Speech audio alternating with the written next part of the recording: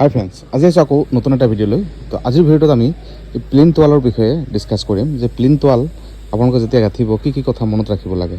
বহুতে এটা বস্তু বহুতবাৰ ভুল কৰে, এই কি বস্তু ভুল হয় এইটো মই দেখাই দিম ইয়াত। চাওক, ইয়াত আমি কি কৰিছোঁ, এক্সটেৰিয়ৰ ৱালখিনি গোটেই 10 ইঞ্চি ৱাল দিয়া আছে। বহুতৰে ডাউট থাকে যে 5 ইঞ্চি ৱাল দিলে হ'ব নাই, ইটা অলপ বচাবগৈ, কামটো বেয়া কৰি দিয়ে।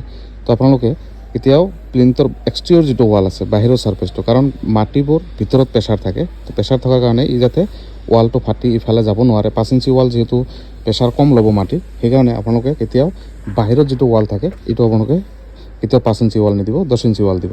আৰু যিবোৰ ইণ্টেৰিয়ৰ ৱাল আছে, ভিতৰত যিবোৰ ৱাল দিয়া হয়, এইবোৰ দেখা পাইছে আপোনালোকে, এইটো গোটেই 5 ইঞ্চি ৱাল দিয়া আছে। কাৰণ এইটো হয় কি, ইফালেও মাটিৰ প্ৰেছাৰ, ইফালেও মাটিৰ প্ৰেছাৰ থাকিব, দুটা ছাইডত মাটিৰ প্ৰেছাৰ থকাৰ কাৰণে এইটো 5 ইঞ্চি ৱাল দিলে হৈ যায়।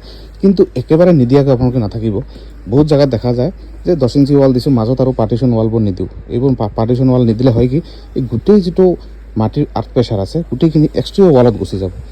তেতিয়াহ'লেও আপোনালোকৰ এই 10 ইঞ্চি ৱালটো কেতিয়াবা ক্ৰেক হৈ যাব পাৰে, কাৰণ মাটি যেতিয়া প্ৰেছাৰ মাৰিব, এইটো এটা ৰুম ৱাইজত ভাগ কৰা আছে। আপোনালোকে গোটেই প্লটটো চাব পাৰে, গোটেইটো ৰুম ৱাইজত ডিটেইলছখিনি এইটো ভাগ কৰা আছে। তো সেইকাৰণে এইবোৰ বস্তু আপোনালোকে কেতিয়াও ভুল নকৰিব।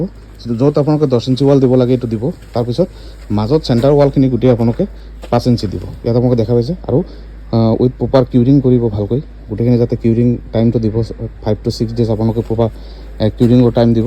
তাৰপিছতে আৰ্থ ফিলিং আপোনালোকে ষ্টাৰ্ট কৰিব। কিন্তু বহুত জেগাত দেখা যায় মাজৰ পাৰ্টিশ্যন ৱালবোৰ নিদিয়ে, যে ওপৰত ডাইৰেক্ট টাইবিম মাৰি দিম, ওপৰত এটা বিম দি দিম। এইটো এটা বহুত ডাঙৰ ভুল। গোটেই মাটিৰ প্ৰেছাৰখিনি যেতিয়া তলত থাকি যাব, এই মাটিৰ প্ৰেছাৰৰ কাৰণে 10 ইঞ্চি ৱাল দিলেও আপোনালোকে ফাটি যোৱাৰ চান্স থাকে। সেইকাৰণে এইবোৰ ভুল নকৰিব, কামবোৰ ভালকৈ কৰিব। আৰু ভিডিঅ'টো ভাল লাগিলে প্লিজ শ্বেয়াৰ কৰিব। Thank you so' much.